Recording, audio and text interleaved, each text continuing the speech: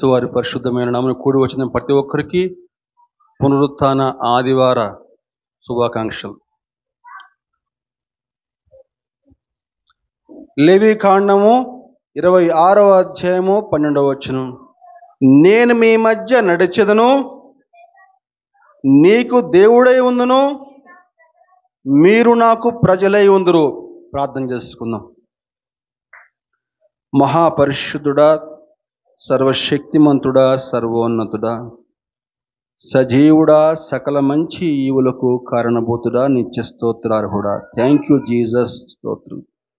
గడిచిన సమయమంతా క్షేమకరంగా కాచి కాపాడారు. గడిచిన మాసమంతా క్షేమంగా కాచి కాపాడి మరొక చక్కని శ్రేష్టమైన మాసాన్ని మా జీవితాల్లో దయచేశారు దేవా. ఈ పునరుత్థాన ఆదివారం దేవా, మేమందరం నేను సంఘంగా కొడుకుని దేవా, ఇంతవరకు నేను స్తుతించుకున్నాము, ఆరాధన చేసుకున్నాము నా ప్రభా. హల్లెలూయా, స్తోత్రం దేవా. మరి చక్కని శ్రేష్టమైన సమయంలోకి మేము ప్రవేశించుకున్నాం దేవా. వాక్యము ద్వారా మీరు మాతో మాట్లాడే సమయం దేవా. అయా నాయన, నీకు వాక్యం మా పాదములకు దీపం, మా త్రోవకు వెలుగే ఉంటున్నాడు దేవనైనా. నీకు వాక్యమే లేకపోతే మా జీవితాలు, మా బ్రతుకులు సమస్తమును వ్యర్థమునైనా. అయ్యా, నీకు వాక్యం చెప్పాలని చెప్పి నేను నిలబడి ఉంటుండగా దేవా, నీకు మాటలు ప్రకటిస్తుండగా నాయన అల్పుడును అయోగ్యుని దేవా, నిశ్చిత మధ్య కొద్ది సమయం నీకు సిలువ చాటును మరుగుపరిచి ఇక్కడ చేరిన ప్రతి ఒక్కరితో వ్యక్తిగతంగా మాట్లాడి మీరే స్తుతి ఘనత మహిమ పొందుడని మా ప్రభువును మా రక్షకుని ప్రియకుమారుడు యేసుక్రీస్తు వారి అతి శ్రేష్టమైన నామములను వేడుకొనుచున్నాము తండ్రి, ఆమేన్. నేను మీ మధ్య నడిచెదను, మీకు దేవుడనే ఉందును, మీరు నాకు ప్రజలై ఉందరు.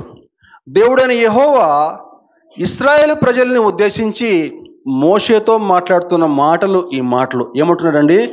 నేను మీ మధ్య నడిచెదను, మీకు దేవుడనే ఉందును, మీరు నాకు ప్రజలై ఉందరు. ఒక్క 2-3 వచనాలు మనం ముందుకెళ్తే 9వ వచనం చూడగలిగితే, ఎలయనగా నేను మిమ్మల్ని కటాక్షించి మీకు సంతానం ఇచ్చి మిమ్మల్ని విస్తరింప చేసి మీతో నేను చేసిన నిబంధనను స్థాపించదను, మీకు చక్కని సంతానం ఇస్తాను. మీతో నేను ఏదైతే నిబంధన చేశానో ఆ నిబంధన నేను స్థిరపరుస్తాను. ఏ నిబంధన అండి? అబ్రహామా, నీవు నా మాట విని నేను చెప్పిన దేశానికి వెళ్తే నేను నిన్ను గొప్ప జనముగా చేస్తాను, నిన్ను ఆశీర్వదిస్తాను, పాలు తేనెలు ప్రవహించేటువంటి దేశాన్ని నీకు మీ జనములకు స్వాస్థ్యంగా ఇస్తానని చెప్పని ప్రభు వాగ్దానం ఇచ్చాడు. ఆ యొక్క నిబంధనను స్థిరపరుస్తానని చెప్తున్నాడండి. ఇంకా మీరు చాలా కాలము నిలువై ఉన్న పాతగిలిన ధాన్యమును తినెదరు. అంటే మనం సాధారణంగా మార్కెట్కి వెళ్ళినప్పుడు ఏమంటామండి? బియ్యం కొంటుంటే పాత బియ్యమేనా అని చెప్పి అంటాం. ఎందుకంటే కొత్త బియ్యం అయితే మెత్తగా ఉంటుంది, కొన్నిసార్లు సరిగ్గా తినలేమని చెప్పని పాత బియ్యం కావాలి. ఇగో అదే చెప్తున్నారు ఇక్కడ. చాలా కాలము పాతగిలిన ధాన్యమును తినెదరు, క్రొత్తది వచ్చినను పాతది మిగిలి ఉండును, పాతది మిగిలి ఉండును. దేవుడు చక్కని శ్రేష్టమైన ఆశీర్వాద మాటలు ఇక్కడ పలుకుతూ ఉన్నాడండి. ఈ లేవీకాండం 26వ అధ్యాయము మనం మొదటి నుంచి చూస్తే ఇవన్నీ కూడా ఆశీర్వాదాలే. ఎప్పుడట అని చెప్పానంటే ఇవన్నీ కూడా ఆశీర్వాదాలు. మనకి 3వ వచనం చూస్తే, మీరు నా కట్టడలను నడుచుకుని నా ఆజ్ఞలను ఆచరించి వాటిని అనుసరించి ప్రవర్తిస్తే, మీరు నా కట్టడలను ఆలకిస్తే, మీరు నాకు ఆజ్ఞల ప్రకారం ప్రవర్తిస్తే మీకు ఏమంటున్నాడండి? కింద వచనం చూస్తే, మీ వర్షాకాలంలో మీకు వర్షం ఇచ్చేదను. మనకందరికీ తెలుసు, ఇప్పుడు వర్షాకాలంలో వర్షాలు పడట్లేదు, వర్షాకాలం అయిపోయినాక వర్షాలు పడుతున్నాయి.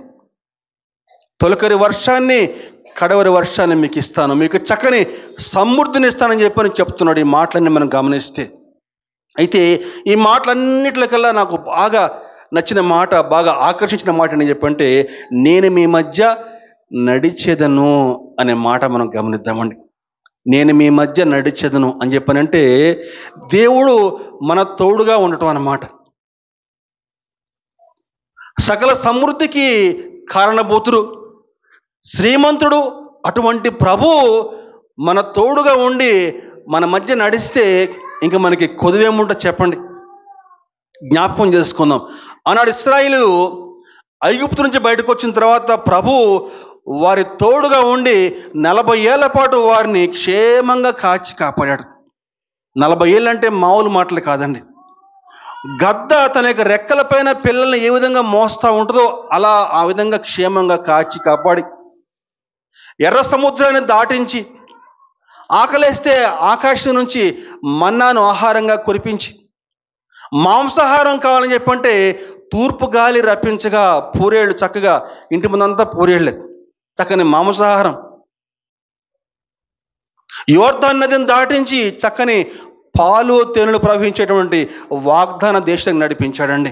దేవునికి స్తోత్రం, హల్లెలూయా. ఆ 40 ఏళ్ల కాలం వారి యొక్క చెప్పులు అరిగిపోలేదు, వారి యొక్క బట్టలు కూడా నలిగిపోలేదండి. ఎంతోమంది వచ్చి యుద్ధాలు చేశారు వాళ్ళతోటి, కానీ ఎవరు కూడా గెలవలేకపోయారు. కారణం ఏంటని చెప్పానంటే దేవుడు వారికి తోడుగా ఉన్నాడు. ఎలా తోడుగా ఉన్నాడండి?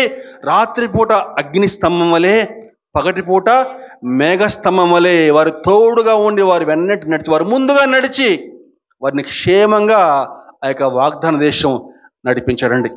దేవుడు మన తోడుగా ఉంటే ఎటువంటి ఆశీర్వాదాలు మనం పొందుకుంటాం? ఈరోజు మన యొక్క వాక్యాంశం అంటే దేవుడు నీ తోడుగా నడవాలంటే, దేవుడు నీ తోడుగా నడిస్తే ఎటువంటి దీవెనలు మనం పొందుకుంటాం? దేవుడు మన తోడుగా నడవాలంటే మనం ఎటువంటి లక్షణాలు మనం కలిగి ఉండాలి? దేవుడు తోడుగా ఉంటే ఆశీర్వాదాలు వస్తాయి, కానీ దేవుడు మన తోడుగా ఉండాలని చెప్పానంటే మనం ఎటువంటి లక్షణాలు కలిగి ఉండాలి? 2 అంశాలు ఈరోజు మీకు వివరించే ప్రయత్నం చేస్తాను. దేవుడు మన తోడుగా ఉంటే, దేవుడు నీతో పాటు నడిస్తే నువ్వు ఎటువంటి దీవెనలు పొందుకుంటావు? దేవుడు నీ తోడుగా నడవాలని చెప్పంటే నువ్వు ఎటువంటి లక్షణాలు కలిగి ఉండాలి? మొట్టమొదటిగా దేవుడు నీ తోడుగా ఉంటే, నీతో పాటు నడిస్తే మొట్టమొదటిగా మనము విడిపించబడతాము. ద్వితీయోపదేశకాండము 23వ అధ్యాయము 14వ వచనం. ద్వితీయోపదేశకాండం 23వ అధ్యాయం 14వ వచనం. నీ దేవుడైన యెహోవా నిన్ను విడిపించుటకును, నీ శత్రువులను నీకు అప్పగించుటకును, నీ పాళెములో సంచరించుచుండును. చాలమ్మ. సంచరించుట అని చెప్పంటే నడుచుట అనేటువంటి పర్యాయ పదంగా చెప్పుకోవచ్చమ్మా. దేవుడు నీతో పాటు నడిస్తే, నీ మధ్య నడిస్తే, నీ తోడుగా ఉంటే నువ్వు విడిపించబడతావు. దేని నుంచమ్మా? అనేకమైన సాతాను శక్తుల నుంచి, అనేకమైన దురాత్మ శక్తుల నుంచి, అపవాద శక్తుల నుంచి నువ్వు విడిపించబడతావు. అనేక రోజుల నుంచి నువ్వు అప్పుల బాధతో బాధపడుతున్నావా? ఆ యొక్క అప్పుల బాధ నుంచి నువ్వు విడిపించబడతావు. ఆ యొక్క ఆర్థిక ఇబ్బందుల నుంచి నువ్వు విడిపించబడతావు. దేవుడు నీ తోడుగా నడిస్తే, నీ ఇంట్లో నడిస్తే అనేక రోజుల నుంచి నువ్వు పీడించబడుతున్నటువంటి అనారోగ్య సమస్య నుంచి, కొరకరాని కోయలటువంటి ఆ యొక్క అనారోగ్య సమస్య నుంచి నువ్వు విడిపించబడతావు. 18 ఏళ్ళ నుంచి ఒక స్త్రీ ఎలా ఉందండి? నడుము వంగిపోయి ఉంది. ఆమె అనేక రోజులుగా ఒక సమాజ మందిరానికి వెళ్తా ఉంది, కానీ ఆమెకి ఫలితం లేదు. కానీ యేసు ప్రభు ఒకరోజు ఆ సమాజ మందిరానికి వెళ్ళాడు. ఆమెను చూశాడు, పిలిచి ఆమెను ముట్టి స్వస్థపరిచాడు. దేవునికి స్తోత్రం, హల్లెలూయా. నీకున్న ప్రతి సమస్య నుంచి, ప్రతి ఆర్థిక సమస్య నుంచి, ప్రతి ఇరుకు నుంచి, ఇబ్బంది నుంచి నువ్వు విడిపించబడతావు, తప్పించబడతావు. ఇప్పుడమ్మా దేవుడు నీ తోడుగా నడిస్తే, దేవుడు నీ తోడుగా నడిస్తే, నీవన్నింటి నడిస్తే నువ్వు ఎటువంటి దీవెనలు పొందుకుంటావో యెషయా గ్రంథము 41వ అధ్యాయము 19-20 వచనం చూస్తే, 41, 19, 20. చెట్లు లేని మెట్టల మీద నేను నదులు పారచేసేదను, లోయల మధ్య ఊటలను ఊబక చేసేదను, అరణ్యమును నీటి మడుగుగాను, ఎండిన నేలను నీటి బుగ్గలుగా చేసేదను. నేను అరణ్యంలో దేవదారు వృక్షమును, తుమ్మ చెట్లను, గొంజి చెట్లను, తైల వృక్షమును నాటించేదను. అడవిలో తమాల వృక్షములను, సరళ వృక్షములను, నేరేడు వృక్షములను నాటెదను. చాలండి. మన ప్రభువు చక్కని శ్రేష్టమైన మాటలు ఇక్కడ పలుకుతానండి. జాగ్రత్తగా ఆలకిద్దామండి. ఒక్కొక్క దీవెన చూద్దామండి. మొట్టమొదటిగా చెట్లు లేని మెట్టల మీద నేను నదులు పార చేసేదను, మొట్టమొదటిగా. రెండవదిగా లోయల మధ్య ఊటలను ఉపక చేసేదను. తర్వాత అరణ్యమును నీటి మడుగ్గాను ఎండిన నేలను నీటి బుగ్గలుగా చేసేదును. 3 పదాలు కనిపిస్తున్నాయి ఇక్కడ మనకి, 3 మాటలు కనిపిస్తా ఉన్నాయి. చెట్లు లేని మెట్ల మీద నదులు పార చేసేదను. చెట్లు లేని మెట్టలు అని చెప్పానంటే ఎండిపోయిన నేల అని అర్థం అండి. ఆ నేలలో ఒక మొక్క కానీ ఒక చెట్టు కానీ పెరిగే అవకాశం లేదు. ఎందుకంటే అక్కడ నీరు ఎండిపోయి ఉంది, నీరంతా కూడా ఇంకిపోయి నేల నెరలు విడిచింది. అక్కడ చెట్లు కానీ మొక్కలు కానీ మొలిచేటువంటి అవకాశం లేదు. దాని అర్థం ఏంటి తెలుసా అండి? గడిచిన కాలం సహోదరుడా సహోదరి, నీ జీవితం ఇలాగే ఎండిపోయిన నేల వలె నెరవిడిచి నువ్వు ఏ పని చేపట్టినా కూడా అందులో విజయం పొందుకోలేకపోతున్నావేమో. నీ ఇంటి వారే, నీ కుటుంబీకులే ఇక వీడి బతికింతే, ఇక వీడి జీవితం ఇంతే, ఇక దీని బతికింతే అని చెప్పని వదిలిపడేశారేమో. ఎండిపోయిన నేలలాగా నీ బతుకుందని చెప్పని. అయితే అక్కడ కూడా ప్రభువు సమృద్ధిని ఇస్తానని చెప్తున్నాడండి. దేవునికి స్తోత్రం, హల్లెలూయా. అటువంటి ఎండిన నేలలో కూడా ఏమన్నాడమ్మా? నదులు పార చేస్తాను అని చెప్పని దేవుడు వాగ్దానం ఇస్తాడు. ఎప్పుడమ్మా? అది దేవుడు నీ తోడుగా నడిస్తే, నీ వెన్నంటి నడిస్తే చక్కని సమృద్ధిని దేవుడు దయచేస్తా అని చెప్తున్నాడు. ఇంకా లోయల మధ్య ఊటలను ఉబక చేస్తాను. గమనించండి, బైబిల్లో లోయ అన్న పదము ఎక్కడ వచ్చినా సరే అది శ్రమలని, కష్టాలను చూపిస్తూ ఉంటుందండి. గమనించాలండి. లోయ, పర్వతాలు 2 ఉన్నాయి మనకి బైబిల్లో. లోయలు అని చెప్పానంటే కష్టాలు, శ్రమలు, ఇరుకులు, ఇబ్బందులు. అదేవిధంగా పర్వతాలు అని చెప్పారంటే ఆశీర్వాదాలు, దీవెనలు అని చెప్పుకోవచ్చమ్మా. లోయలు మనకి ఒక్కసారి మనం గమనిస్తే మనకి ఆకోరు లోయ అని చెప్పని మనకందరికీ జ్ఞాపకం ఉందా? ఆకోరు లోయ జ్ఞాపకం ఉందండి?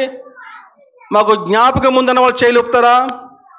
ఆకోరు లోయ 1, 2, 3, 4 చేతులు పైకి లేచినాయి. ఆకోరు లోయ. ఆకాను మనకందరికీ తెలుసు.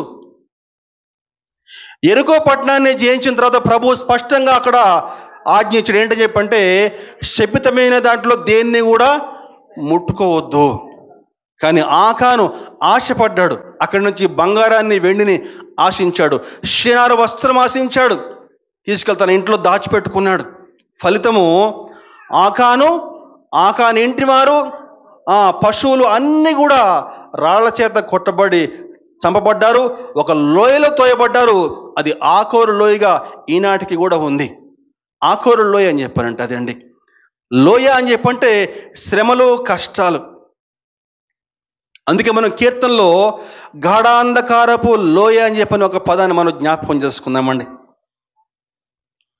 లోయ అని చెప్పంటేనే అంధకారము. అందులో ఇంకా లోయ ఎట్లా ఉందమ్మా? అది గాఢాంధకారంతో, అంటే కటిక చీకటి. దాని అర్థం ఏంటని చెప్పారంటే దారి తెన్ను తెలియనటువంటి శ్రమలు అన్నమాట. కొన్నిసార్లు మన జీవితంలో ఎటువంటి శ్రమలు వస్తాయని చెప్పంటే, ఎటువంటి కష్టాలు వస్తాయని చెప్పారంటే దానికి ఇంకా పరిష్కారం దొరకదు. దానికి జవాబు ఇంకా ఉందా? ఈ శ్రమలకు, కష్టాలకు అంతం ఎక్కడ ఉంది? పరిష్కారం దొరికినటువంటి సమస్యలు అనేక స్థలం మనం అనుభవిస్తూ ఉంటాం. అయితే అటువంటి గాఢాంధకారపు లోయలో కూడా నేను ఊటలను ఉబక చేస్తానని చెప్తున్నాను. దేవునికి స్తోత్రం కలుగునుగా, హల్లెలూయా. వారు బాకా లోయలో పడి వెళ్ళుచు దానిని జలమయముగా చేదురు. మరొక లోయ మనకు కనిపిస్తూ ఉంది. బాకా లోయ చూద్దామండి. 84వ దావీదు కీర్తన 6వ వచనం. వారు బాకా లోయలో పడి వెళ్ళుచు దానిని జలమయముగా చేదురు. తొలకరి వాన దానిని దీవెనలతో కప్పును. వారు నానాటికి బలాభివృద్ధి నొందుచు ప్రయాణము చేదురు. వారిలో ప్రతి వాడును సియోనులో దేవుని సన్నిధిన కనపడును. దేవుని నామానికి మహిమ కలుగునుగా, హల్లెలూయా. బాకా లోయ అని చెప్పారంటే రోదన లోయ అని చెప్పని. బాకా లోయ అని చెప్పంటే కన్నీటి లోయ అని అర్థం అండి. అదిగో అటువంటి కన్నీటి లోయలు కూడా నువ్వు ప్రయాణం చేస్తూ ఉన్నావేమో గడిచిన సంవత్సరం. అటువంటి కన్నీటి లోయ కూడా నువ్వు ప్రయాణం చేస్తున్నా సరే దానిని తొలకరి వాన దీవెనలతో నింపబడతావు. దేవునికి స్తోత్రం. జలమయముగా చేయబడతావు. ఎప్పుడండి?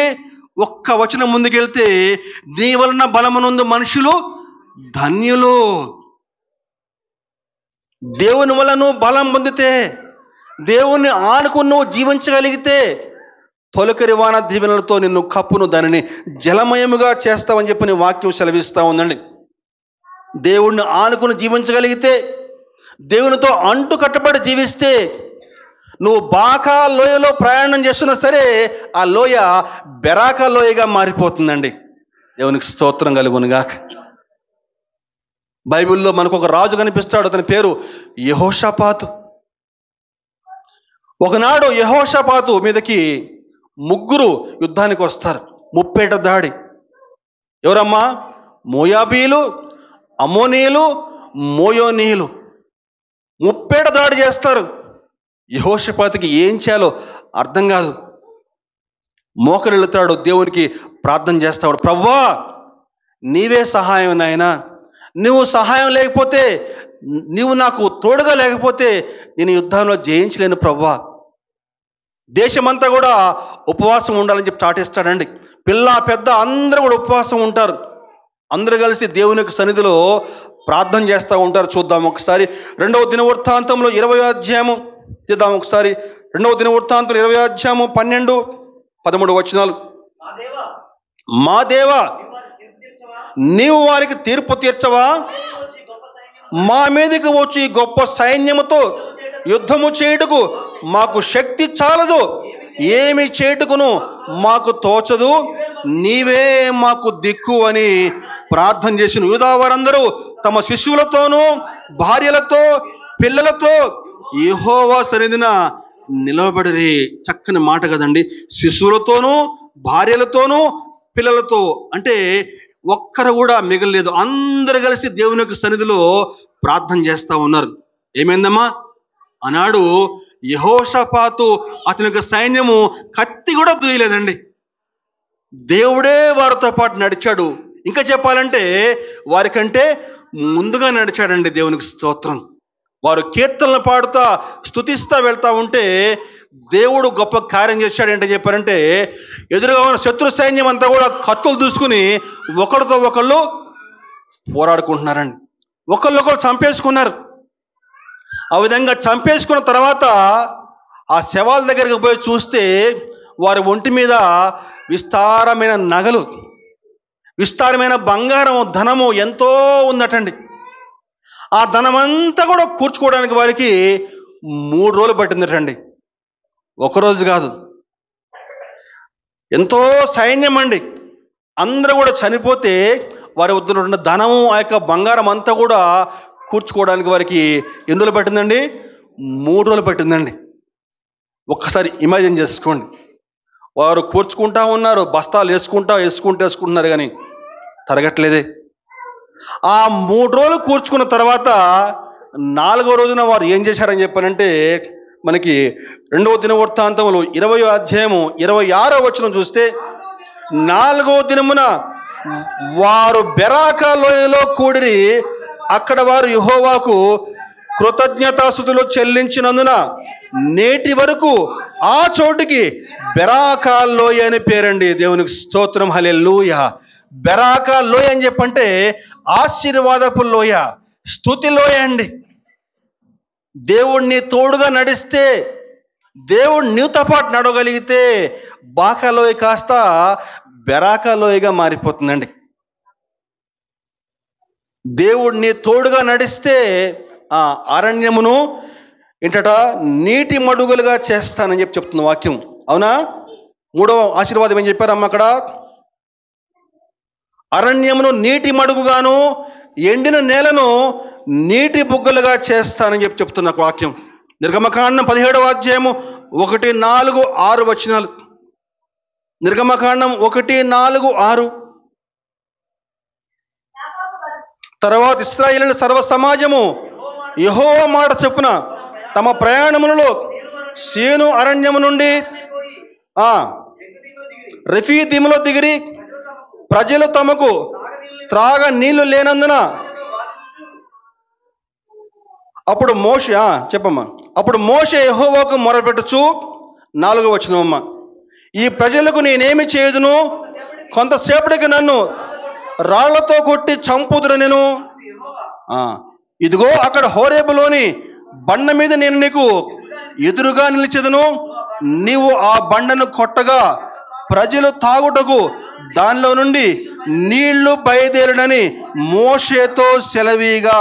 మోషే ఇశ్రాయేలు పెద్దల కనుల ఎదుట అట్లు చేసెను. గమనించాలండి, వారు ఐగుప్తు నుంచి ప్రయాణమే వస్తూ ఉంటే ఆ యొక్క అరణ్యంలో వారికి తాగటానికి నీరు లేదు. తాగడానికి నీళ్ళు లేనప్పుడు వారు ప్రభువుకి మొరపెడతా ఉన్నారు. తాగడానికి నీళ్ళు లేవు నాయనా అని చెప్పేసి మోషే అహరోల మీద సనుక్కుంటా ఉన్నారు. ఎందుకైనా పట్టుకొచ్చావు, ఎందుకైనా పట్టుకొచ్చిందని చెప్పని. అదిగో ఆ సమయంలో మోషే ప్రభువుకి ప్రార్థన చేయగా ఏమంటాడు? ప్రభు, నీ ఎదురుగా ఒక బండ ఉంది కదా, ఆ బండను గట్టిగా కొట్టు. విస్తారమైన నీరు, సమృద్ధి అని నీరండి. లక్షలాది మంది ఇశ్రాయేలు సైన్యము, అటువంటి సైన్యం సరిపడేటువంటి నీళ్లు సమృద్ధిగా ప్రవహించాయండి. ఒక్కసారి ఇమాజిన్ చేసుకోండి. ఏముంది వాక్యంలో? అరణ్యమును నీటి మడుగుగా చేస్తానని చెప్పేసి. దేవునికి స్తోత్రం కలుగునుగాక. దేవుడిని తోడుగా నేస్తే మారా వంటి నీ జీవితం కూడా మధురంగా మారిపోద్దండి. వారు ప్రయాణం చేస్తూ ఉండగా ఒక చోట నీటి మడుగు కనిపించింది, కానీ ఆ యొక్క నీళ్లు చేదుగా ఉన్నాయండి. చేదుగా ఉన్నాయి. మళ్ళా సనుక్కుంటా ఉంటే ఏమంటాడు ప్రభు? పక్కన ఒక కొమ్మ ఉంది, ఆ కొమ్మ నరికి ఆ నీటిలో వేయి.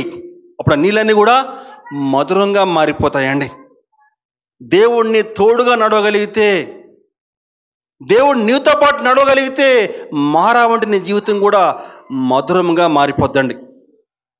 అయితే దేవుడు నీ తోడుగా నడవాలని చెప్పానంటే నువ్వు ఎటువంటి జీవితం జీవించాలి? జాగ్రత్తగా విందామండి. అందరికీ కావాలి ఆశీర్వాదాలు. ఈనాడు అందరికీ దీవెనలు కావాల్సిందే. కష్టాలు కావాలని చెప్పి ఎవరు కూడా అడగరు కదమ్మా. మరి దీవెనలకు కావాలని చెప్పానంటే, ఆశీర్వాదాలు కావాలని చెప్పంటే నువ్వు ఏ విధంగా జీవించాలి, నీ నడవడికి ఏ విధంగా ఉండాలి, నీ ప్రవర్తన ఏ విధంగా ఉండాలి. ఈరోజు అనేక మంది ఇక్కడే ఫెయిల్ అయిపోతూ ఉన్నారు. అందుకే దీవెనలు కళ్ళారా చూడలేకపోతున్నారు. దేవుని వద్ద నుంచి ఆశీర్వాదాలు పొందుకోవాలని చెప్పానంటే, దేవుడు నీ తోడుగా నీ ఇంట నడవాలని చెప్పంటే నువ్వు ఎటువంటి లక్షణాలు కలిగి ఉండాలి? 2 కొరింథీ 6వ అధ్యాయము 16వ వచనం.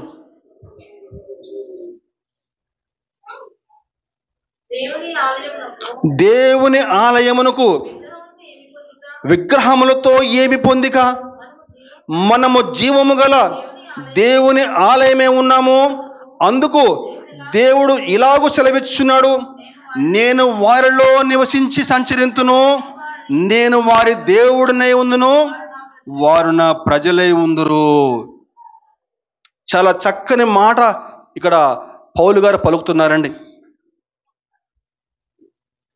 నేను వారిలో నివసించి సంచరింతును, నేను వారి దేవుడినై ఉందును, వారు నా ప్రజలై ఉందురు.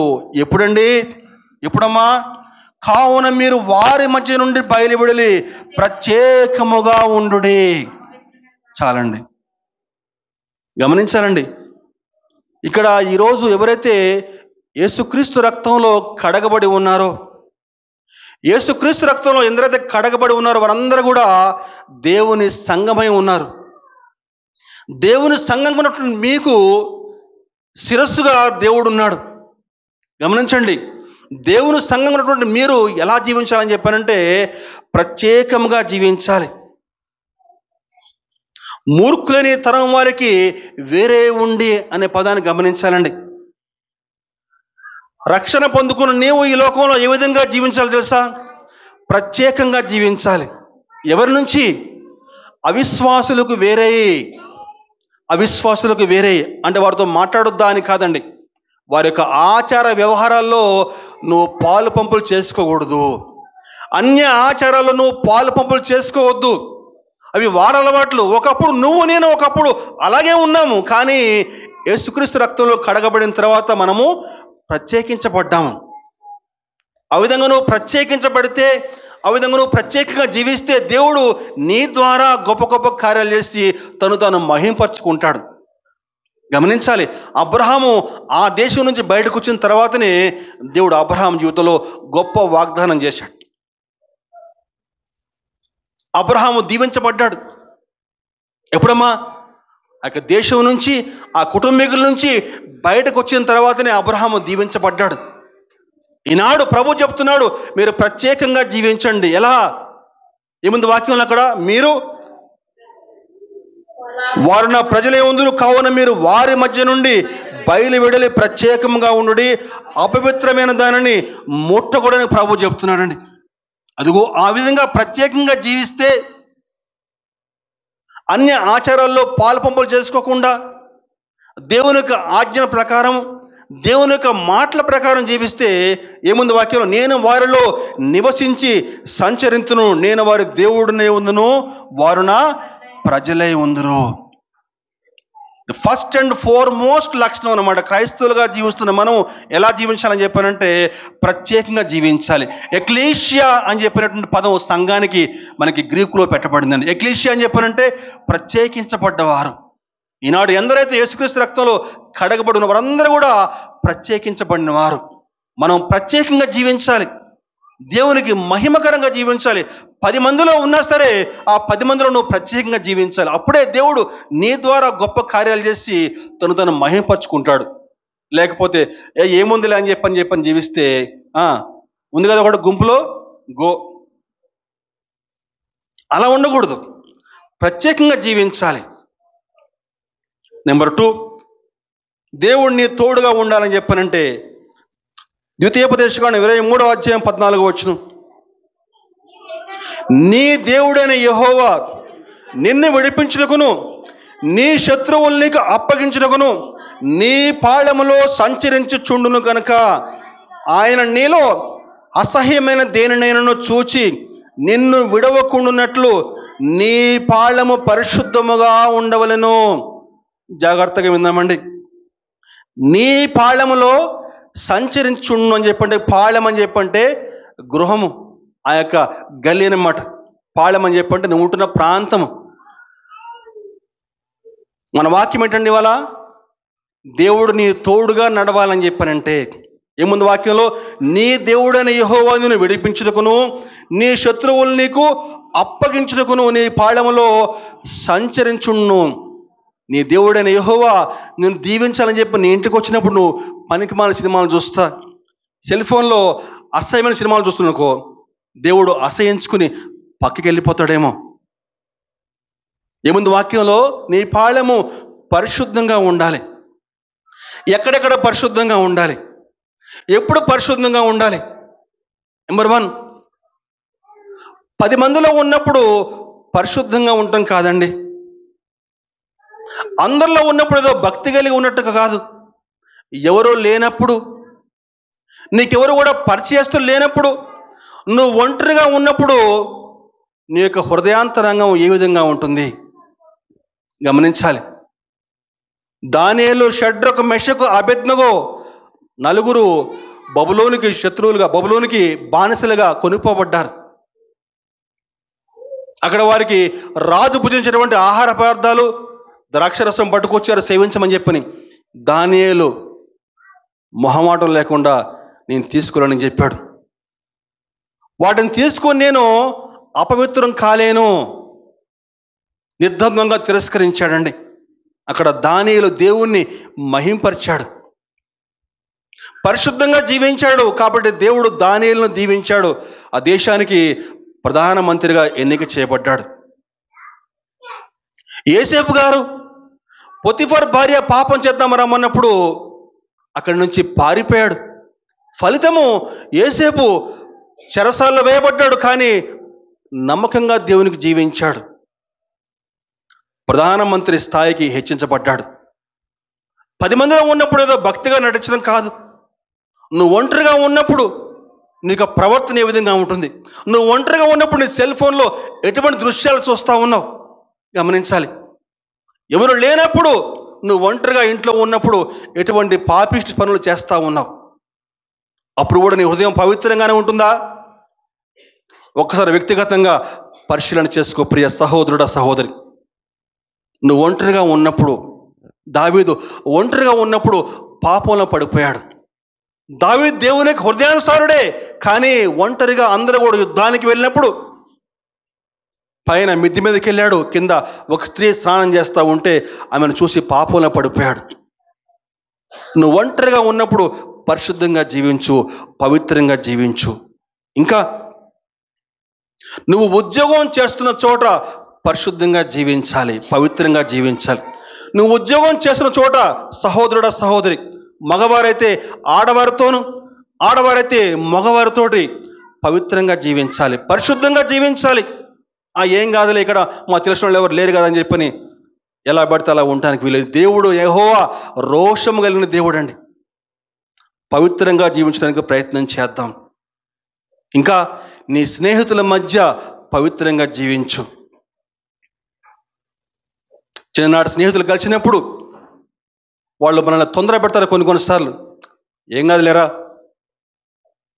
ఇంతకుముందు మనం తాగలేదా, ఇంతకుముందు మనం ఎంజాయ్ చేయలేదా, ఏం కాదు ఒక పెగ్గు ఏమవుతుంది, మళ్ళా తాగవు కదా.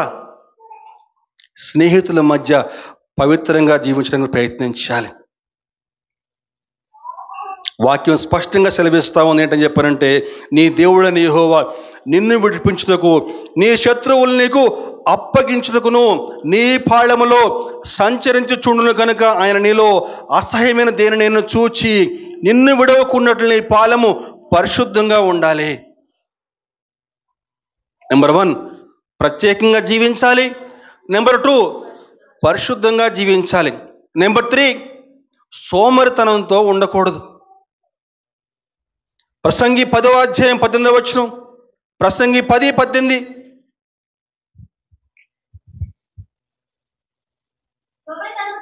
సోమరితనము చేత ఇంటి కప్పు దిగబడిపోవును, చేతుల బద్ధకము చేత ఇల్లు కురియను. అలాగే 6:9 కూడా చూద్దామండి. 6:9, సోమరి ఎందాక నువ్వు పండుకొని ఉంటావు, ఎప్పుడు నిద్ర లేస్తావు, ఇంకా కొంచెం సేపు పడుకుందామని చెప్పి అనుకుంటున్నావా? దోపిడిగాడు వచ్చినట్లు దారిద్ర్యం నీ మీదకి వస్తుంది. సొలొమోను ఖచ్చితంగా హెచ్చరిస్తున్నాడండి. సామెతలు, ప్రసంగి 2 రాసింది కూడా ఆయన గారే, సొలొమోను గారు. గమనించాలండి. ఎవరిని కూడా విమర్శించాలని చెప్పడం కాదు, కానీ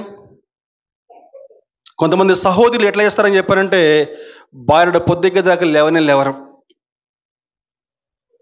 పిల్లలకు పొద్దున్నే బాక్సులు పెట్టరు, బిస్కెట్లో ఏదో ఉంటాయి నూడిల్స్తో చేసి పెడతారు రోజు. అవే తాగితేగా లేచి నెమ్మదిగా మధ్యాహ్నం పూట భోజనం చేసి వాళ్ళు ఆయన పురమాయిస్తారు, పోయి ఇచ్చిరాపో అని చెప్పేసి. మళ్ళీ సాయంకాలం పూట బయట కూర్చుని ఆ పక్క వాళ్ళతో ఈ పక్క వాళ్ళతో కబుర్లు చెప్పుకుంటూ ఉంటారు. వాస్తవం ఇది. ఈ జొమాటో, స్విగ్గీ వచ్చినాక ఇంకా ఎక్కువైపోయింది. కొంతమంది సహోదరులు కూడా అంతే, ఏ పని పాట చేయరు. దేవుడు చక్కని ఆరోగ్యం ఇచ్చి చక్కగా కాలు చేతులు ఇస్తే ఏదో పని చేసుకోవచ్చు కదా, ఏ పని చేయకుండా ఊరికి కాలం గడుపుతూ ఉంటారు. వాస్తవం. మాకు తెలిసిన ఒక కుటుంబం ఉంది. ఆ అబ్బాయికి ఇప్పుడు 38 ఏళ్ళు, చదువుకున్నాడు, ఇంగ్లీష్ వచ్చు, కంప్యూటర్ వచ్చు, కానీ ఏ పని చేయడు, ఏమి చేయడు. అంతే, ఇక ఊరికి కూర్చోవడం అంతే, తింటాం కూర్చోవడం అంతే. చెల్లెలుంది, చెల్లెలు జాబ్ చేసుకుంటా ఉంది, పెళ్లి కాలేదు. ఇంకా వీడికి పెళ్లి కాలేదు, ఆమెకి పెళ్లి కాలేదు.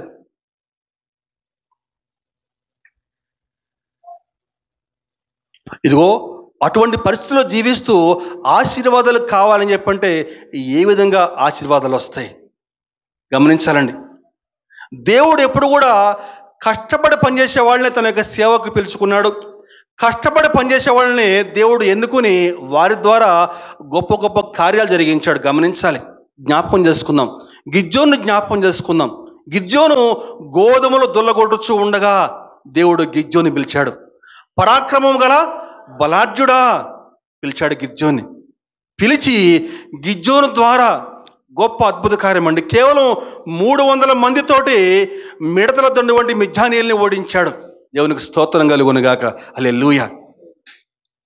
దావీదు గొర్రెలు కాచుకుంటా ఉంటేనే దేవుడు దావీదుని చూశాడు, అభిషేకించాడు ఇశ్రాయేలు పైకి రాజుగా. ఎలీషా పనిచేసుకుంటా ఉన్నప్పుడు అరకద్దునుతో ఉండగా ఏలియా వెళ్ళి ఎలీషా పైన దుప్పటి కప్పాడు. దుప్పటి కప్పగానే ఎలీషా వెనక ముందు ఇంకేమీ ఆలోచించలేదు. గబగబా వెంటనే ఆ యొక్క అరకు వదిలిపెట్టాడు, ఎడ్లు వదిలిపెట్టాడు, వెళ్ళిపోయాడు ఏలియాతో పాటు. నువ్వు కష్టపడి పనిచేస్తేనే నీకు ఆశీర్వాదాలు వస్తాయి. నువ్వు కష్టపడి పనిచేస్తేనే దేవుని యొక్క దీవెనలు నీతో ఉంటాయి. నువ్వు కష్టపడి పనిచేస్తేనే దేవుడు నీ తోడుగా నడుస్తాడు. దేవునికి స్తోత్రం. తర్వాత చూస్తే మీకా 2వ అధ్యాయము 1-2 దేవుడు మన తోడుగా ఉండాలంటే, దేవుడు నీ తోడుగా నడవాలంటే నువ్వు ఎటువంటి లక్షణాలు కలిగి ఉండాలి చెప్పుకుంటున్నామండి. మీకా 2వ అధ్యాయము 1-2 చూస్తే, మంచముల మీద పరుండి మోసపు క్రియలు యోచించును, దుష్కార్యములు చేయవారికి శ్రమ, అలాగూ చేయుట వారి స్వాధీనములో ఉన్నది కనుక వారు ప్రొద్దు పొడవగానే చేయుదురు. వారు భూములు ఆశించి పట్టుకొందురు, ఇండ్లు ఆశించి ఆక్రమించుకొందురు. ఒక మనిషిని, వాని కుటుంబమును, ఇంటి వారిని, వాని స్వాస్థ్యమును అన్యాయముగా ఆక్రమించురు. జాగ్రత్తగా వినాలండి. దేవుడు నీతో పాటు నడవాలని చెప్పంటే నీ ఇంట్లో అక్రమంగా సంపాదించిన సొమ్ము ఉండటానికి వీల్లేదు, అన్యాయపు సొమ్ము ఉండటానికి వీల్లేదు. నువ్వు ఎప్పుడైతే అన్యాయంగా అక్రమంగా ఎదుటివాడు బలహీనుడని చెప్పని, ఎదుటి వ్యక్తి బలహీనురాలని చెప్పని గమనించి దేవుడు ఆమెకి ఇచ్చిన స్వాస్థ్యాన్ని నువ్వు లాగేసుకుంటావో దేవుడు నీ ఇంట్లో ఉండడు. జాగ్రత్త. అన్యాయపు సొమ్ము, అది అన్యాయపు సొమ్ము, అది అక్రమపు సొమ్ము. అటువంటి అన్యాయంగా అక్రమంగా నువ్వు సంపాదించుకుంటా ఉంటే ఆశీర్వాదాలు కావాలని చెప్పండి. ఎలా వస్తాయి ఆశీర్వాదాలు? బైబిల్లో మనకి ఆహాబ్ అనే ఒక రాజు కనిపిస్తాడు. అతని భార్య యెజబెలు. అయితే అతని యొక్క అంతఃపురం పక్కనే ఒక ద్రాక్ష తోట ఉంటుందండి. చాలా అందంగా ఉన్న ద్రాక్ష తోట. ఆహాబు ఆ దేశానికి రాజు. రాజు అంటే కొద్దివేముంది, కానీ తన అంతఃపురానికి పక్కనే ఒక ద్రాక్ష తోట ఉంటే ఆ ద్రాక్ష తోట రోజు చూస్తా మనసు పడ్డాడు. వినాలండి జాగ్రత్తగా. ఆ ద్రాక్ష తోట మనసుపడి ఆ ద్రాక్ష తోట నేను సంపాదించుకోవాలని చెప్పని ఆ ద్రాక్ష తోట యజమాని పిలిపిస్తాడు. అతని పేరేం పేరండి? నాబోతు. చెప్దాం ఒకసారి. నాబోతుని పిలిచి అడుగుతాడు, అయ్యా నాబోతు, ఆ ద్రాక్ష తోట నాకు బాగా నచ్చింది, నాకు ఇస్తావా అని చెప్పంటే అతను ఏమంటాడంటే, అయ్యా నాకున్నది ఇదే, ఇది మా యొక్క పిత్రార్జితం కాబట్టి నేను నీకు ఇవ్వలేను, ఇది నా యొక్క తండ్రి తాతలు సంపాదించి పెట్టింది కాబట్టి నేను ఎవరికి అమ్మలేనయ్యా అన్నప్పుడు రాజు ఏంటని చెప్పానంటే మూతి ముడుచుకుని వెళ్ళిపోతాడు. అలిగి వెళ్ళిపోతాడు ఇంట్లోకి. అలిగి ఇంట్లో పోయి కూర్చుంటే భార్య వస్తుంది. ఏం పేరు? ఆమె పేరు యెజబెలు. యెజబెలు వచ్చి, ఏమయ్యా ఏంటి ఎట్టున్నావు అని చెప్పానంటే ఇది విషయం అని చెప్తాడు. ఓ అంతేనా, ఇది నేను తీరుస్తా ఆ విషయం అని చెప్పని వెళ్ళిపోద్దండి. వెళ్ళిపోయి ఇద్దరు అబద్ధ సాక్షులను పెడుతుంది. అబద్ధ సాక్ష్యం పలికించేసి నాబోతుని రాళ్లతో కొట్టి చంపిస్తారండి భయంకరంగా. దేవుడు చూస్తూ ఊరుకోలేదండి. ఒక ప్రవక్తను పంపిస్తాడు అక్కడికి, అహాబోతుకి. అన్యాయంగా నాబోతుని చంపించావు కదా, ఏ స్థలంలో నాబోతు యొక్క రక్తం కుక్కలు నాకుతాయో అదే స్థలంలో నీ రక్తం కూడా కుక్కలు నాకుతాయి. యెజబెలుని కుక్కలు తినేస్తాయి. చూద్దాం వాక్యంలో. మొదటి రాజులు 21వ అధ్యాయము 19. ఏ స్థలం ముందు కుక్కలు నాబోతు రక్తమును నాకెనో ఆ స్థలమందే కుక్కలు నీ రక్తమును నిజముగా నాకు నేను అతనితో చెప్పెను. 21వ వచనం అమ్మ.